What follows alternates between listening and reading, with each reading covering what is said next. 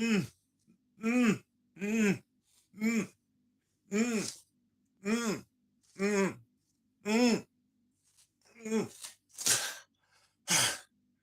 Now I can talk.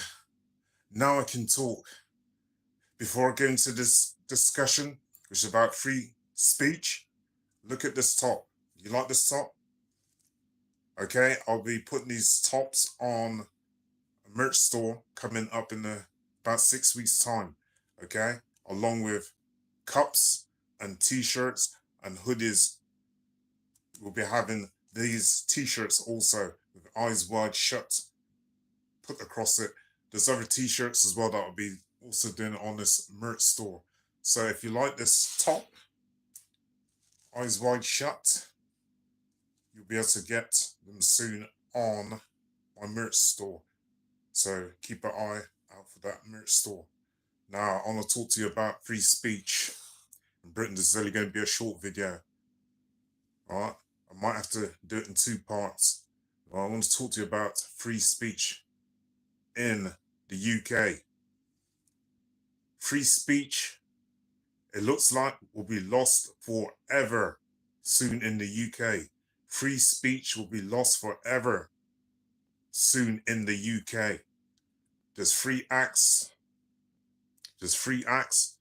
and all 3 of these acts I can see may lead to possible problems with regards to free speech. The Terrorism Act of 2000 came into law in 2001. The Online Safety Bill, which got its royal assent and signed by King Charles. And then we have the Employment Bills Right. Okay, so these 3 laws I can see may cause problems in terms of free speech.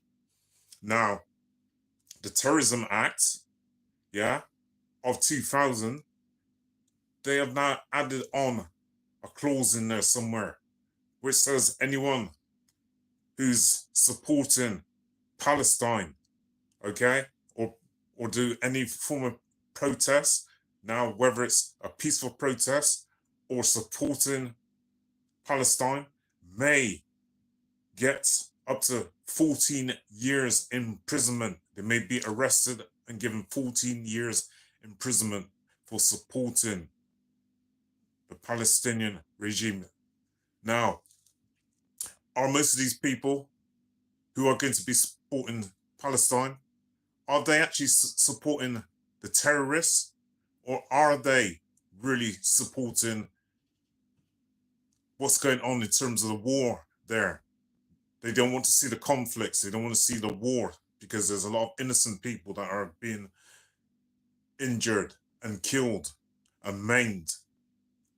Not that they're supporting the actual terrorist organizations, but they want to see the war stopped there. And as I say again, a lot of innocent people are getting caught up in these conflicts. Okay, so when people are going out on the street and protesting about Palestine, is it the terrorist organizations that they're supporting, or is it the actual war that's going on in Palestine? Now, let me read this to you. Right? From midnight on Friday, it became illegal to be a member or to support Palestine Action. Right? To support Palestine Action. So these people aren't actually siding with the groups of Al-Qaeda or Hamas. But it's saying here they're placing these groups alongside the likes of Hamas and Al-Qaeda. So these people who go out on protests, they'll be seen like the groups of Hamas and Al-Qaeda. But these people are going out and doing peaceful protests. If you go out and peacefully protest now, right, it could end up that you end up in prison for protesting. You're not getting along and setting fire to cars. You're not looting buildings. You're not attacking people or attacking the police or anything like that. All right. But you go out and you show support for trying to stop the conflicts that's going on. Yeah?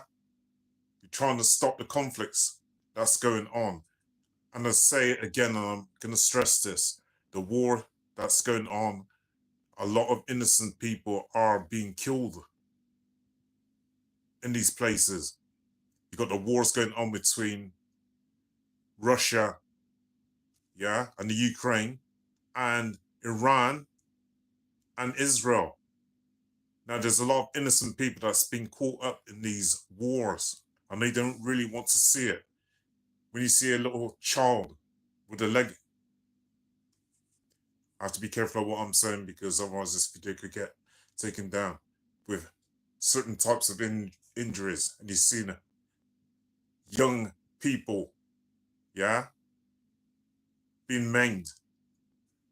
Obviously, some people are going to feel very angry about these things, yeah, but not in a way that they want to go out and actually create riots or anything at all like that, yeah, or set fire to police stations and stuff. On the other side of it, I can see the point in having something like the terrorist law, because you need to protect certain groups of people. There's certain groups of people, right, who have religious beliefs, who may be attacked for their religious beliefs. You have people of certain ethnic groups, or they may be black, yeah, and they're being attacked by certain racist groups, and vice versa, and vice versa. So I can see the point in the act in that ilk, yeah. But when somebody's going on the streets and they're protesting about something, right, that they feel quite strongly about, okay, but it's a peaceful protest, shouldn't they have the rights to be able to do a peaceful demonstration? And what happens if you stifle peaceful demonstrations? Isn't it possible that it might come out as something else? Okay? People vent their anger in other ways if they don't have the freedom of speech to be able to talk. Yeah? Now, if our free speech has been eroded, what do you think people are going to do who want to have this say about something? Let me carry on with this. So anyway, on Friday, it became illegal to be a member or to support Palestine Action, right? And this was prescribed by the Home Secretary. No one can be trusted with power. Any government will oppress its people if not constantly and inventively challenged. Yeah, if not constantly and inventively challenged. And the task becomes of surveillance.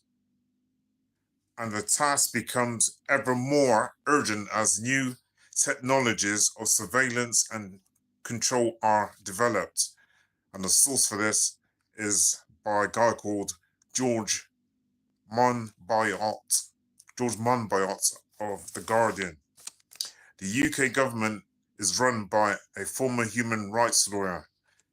Its Home Secretary, Yvette Cooper, has expressed her admiration for the suffragettes in Parliament. That's coming from the same newspaper. Right? The 2000 Act, right, and terrorism. This is what George Monbiot says about this. This is all under the Terrorism Act of 2000. It's probably the most illiberal thing any Home Secretary has done in 30 years. If Palestine's actions legal challenge to the order fails, you could receive 14 years in jail as a terrorist merely for expressing support. Merely for expressing support.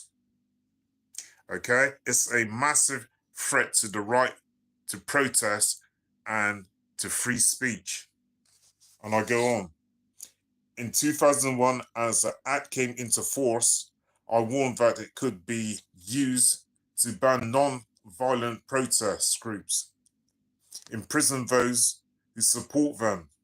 Supporters of Tony Blair's government told me I was talking rubbish. Its purpose was to keep us safe from people who wanted to kill and maim us. At the time, Cooper, that's Yvette Cooper, was a junior minister. She must have known what the Act could do. Okay? Now she vindicates the warning. And that's George Monbiot. He's the one who's talking there. If we don't have any rights of free speech, okay? If we support certain types of groups, what they're saying, like some of these groups in the Far East, if we support these groups, we could be in trouble. As I say again, the people are supporting Palestine. I don't think there's anyone that's supporting the actual terrorist groups, right? They're going in support against what's going on there, the wars. Let me read on. In response to the lobbying, the UK has become arguably the most repressive of all nominal democracies, both in legislation and application. It looks more like a repressive autocracy. Far from repealing the draconian anti-protest laws imposed by Tories, Labour is augmenting them with a clause, Section 124. Section 124. And it was slipped in to crime and policing bill. It was slipped into the crime and policing bill. Man, I want to know how many people actually voted on this. How many members of the general public actually voted on this Terrorism Act for it to come into force.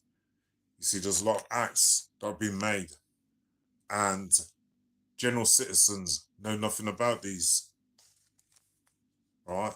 General citizens know nothing about these. Let me read on about George Monbiot in The Guardian. And this is in part. The police will be able to ban demonstrations close to a place of worship that they decide could be intimidating to worshippers, as almost every urban area contains places of worship. Blah, blah, blah. Police, using their own discretion to shut down any expression of dissent.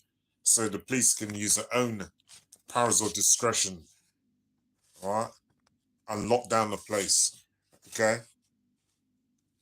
But as states develop ever more sophisticated weapons, their powers could no longer be matched by those they sought to crush. In combination with facial recognition technology now being widely deployed in the UK, autonomous weapons systems for both military and civil use would greatly increase the distance between the state and citizens' power. This is the future we appear to be rushing towards. Yeah? With scarcely any democratic debate. And that's by George Monbiot. You see, there's so many laws now that's been passed and general citizens don't have, it appears, any acknowledgement that these laws are being passed. It seems like when the laws are passed, that's when they have knowledge about these laws. You know, there's hundreds of laws that's been passed every week. How many of these have citizens actually voted on? Now, there's another law which is called the Online Safety Bill, which was given royal assent by King Charles, the Online Safety Bill.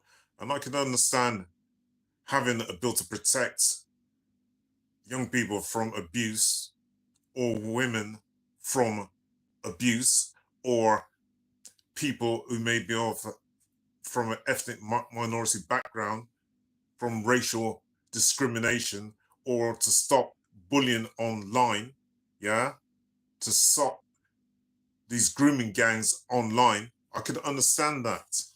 But the state seems to have an overreaching power and now are going into people's personal lives. Even people who haven't committed a crime are being watched, are being surveilled. Okay? So when they're online, they're being watched. Any photographs that they put up, that's been looked at. Any information about your bank account details, that's been also looked at. Yeah? Anything that you may be saying against government, that's been also looked at. And when I say anything you've been saying about government, that could be positive things, not negative things. When I say positive, I'm talking about you having a right or an opinion to something, because just because an act has been passed or a law has been passed doesn't mean like those people who created these laws are right. You should be able to have your own opinion about certain things that you see on the news. Now, if you see certain things that you disagree with on the news and you go online and you say something, you may be fined. They got police now watching people online. You come out against the government and say something that they might not like, they may be coming around to your house and kicking off your door and taking away your equipment, and not only doing that, but finding you and putting you in prison. Because we are starting to move towards a very repressive regime. Almost anything that you say now, right, can be seen as an offence. Can be seen as an offence. An offence to whom? To another individual, or to the government, or to a particular minister of government, or to a particular MP. If you don't agree with a certain MP's policies and you put something up online, then you may have somebody come around your house or the police and arrest you, and also take away your equipment. The right to free speech is slowly being eradicated. And UK is becoming a very repressive regime. They've got another act out which is called the New Employment, the New Employment Rights Bill. The New Employment Rights Bill. This is another one they're trying to put out there. I haven't actually brought it into law yet, but it's been debated through Parliament, right? This seems like something really, really repressive. Let me read out just a little smacks of this. Let me just read out just a little smacks of this. Okay, because I don't know, man. I really don't know. Check this. The Employment Rights Bill and Free Speech. The Employment Rights Bill has sparked debate over its potential impact on free speech, particularly in customers facing workspaces like pubs, shops, and hospital venues. So what's the concern? At the heart of this issue is Clause 16, sometimes referred to as Clause 20, which reintroduces an employer's duty to prevent third-party harassment, meaning harassment by customers, clients, or visitors. Well, the goal is to protect employees from abuse. Critics argue it could lead to over cautious policies. Employers might ban discussions on controversial topics to avoid legal liability. Chilling effect. Lawful speech as expressing religious or political views could be suppressed if it's deemed to be offensive by someone overhearing it. So if you're in a public bar and you make an opinion about somebody's religious views, okay, it might be even your own religious views, and somebody does not agree with it, okay, someone listening on your conversation could go and report it to the barman, yeah, or to the landlord, and you could be probably banned or prosecuted, okay.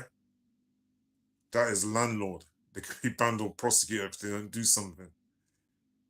But does that also apply to the person who's making the offensive remark, and not a direct offensive remark either? Because somebody's eavesdropping on somebody else's conversation and listening in, and they go and report them to the landlord. Is a person who made the actual remark, are they also going to be prosecuted? Or is it just going to be the person who owns a pub, yeah? Or your employer? Who is the person that's going to be prosecuted if you don't take action? Man, I could be stood in a pub and I might have a white friend with me, or white friends with me, right? And they turn around and say, oh, I'm almost as dark as you now. Look, oh, I'm almost as dark as you now, right? I've been on suntan machines, or I just come back off holiday from Spain. God, I got really dark. Look, somebody might take offense to that who's over listening to the conversation. The conversation got nothing to do with them anyway, right? They're just eavesdropping on a conversation. My friend has made a remark about their skin tone looking like mine. And it's all in innocence. It's just a joke. It's just banter, right? Somebody who finds offense, it could be another black person, or it might be another white person, or it might be someone of mixed heritage, I don't know. But if they go and report to the landlord, right, and the landlord doesn't do anything about it, right, this landlord could end up getting fined, yeah, prosecuted in some way. Huh, man. What about if there's some girls and they're in a bar, and you know, like when people get drunk, yeah, language becomes a little bit loose and all that, yeah. You're in atmosphere, in an environment where, yeah, there are going to be a few drunk people around you, yeah. Now, some girl turns around and says to another girl, "Oh, I'm having a really blonde day. I'm having a really blonde day." For those people who don't know what blonde day means, I'm having a really blonde day, right? I'm talking about a girl with blonde hair, because girls with blonde hair are often seen as being dim. I didn't personally say that, right? I don't know where that saying even come from. Oh, I'm having a really blonde day, right? Giving the impression that someone who's blonde isn't so smart upstairs. Now, a blonde-haired girl doesn't even have to be a blonde-haired girl, or a blonde-haired guy, or maybe even a mixed race person overhears this conversation, goes to the bar man or the landlord and says, I don't like what that person's been saying, right? They're having a go at people with blonde hair and making out that they're thick, they're stupid. This may be all just done in banter. It may be just done in banter. If the landlord, though, doesn't do anything about this, or your employer, because it could be in another context, it could be in employment that this happens, yeah? Someone's made a quote about somebody's hair, right? Or I'm having a really blonde day. And it's done in instance, it's not done out of malice or spite or anything like that, but somebody could go to their employer and say, I don't like what this person's been saying about blonde people.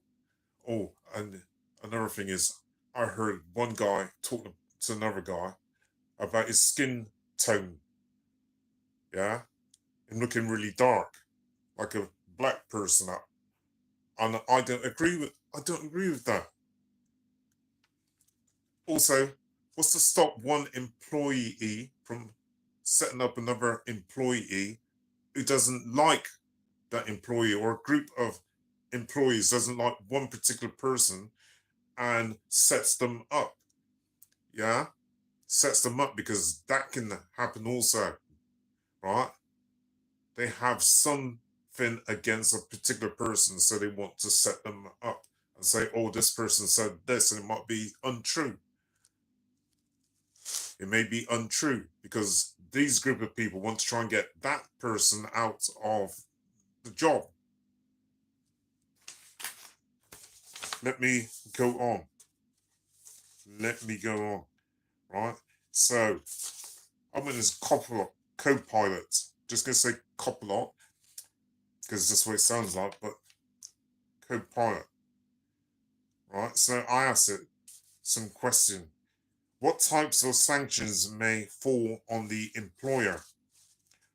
Right, if an employer fails to take all reasonable steps to prevent third-party harassment under the Employment Rights Bill, they could face a range of legal and financial consequences.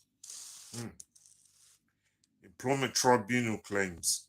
Staff can bring harassment claims against the employer even if the misconduct came from a customer or visitor. Public tribunal hearings. These are open to public, meaning reputational damage can be swift and widespread. Right. Invalid NDAs. Employers can no longer rely on non-disclosure agreements to silence victims. Right. Any such clauses will be null and void. Financial penalties.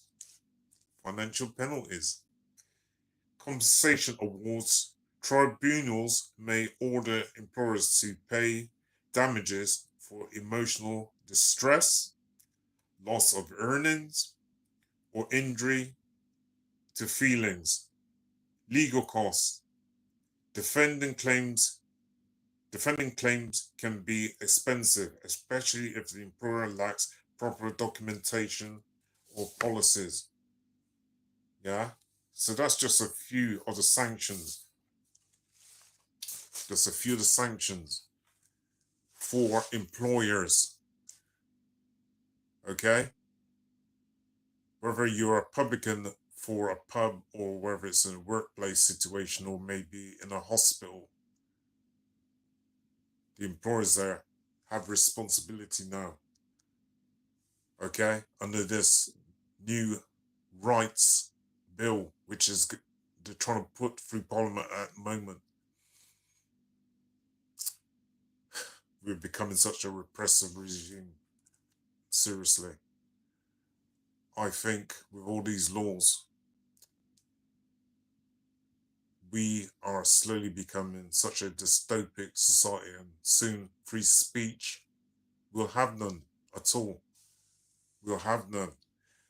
And just before I finish this video, do you know a lot of revolutions started off with discussions in pubs? So because the state and these are echelon regimes want to bring out these new laws such as digital ID, the injection in the arm, the BAP, okay? They want to bring out the social credit system, and also they're creating human androids.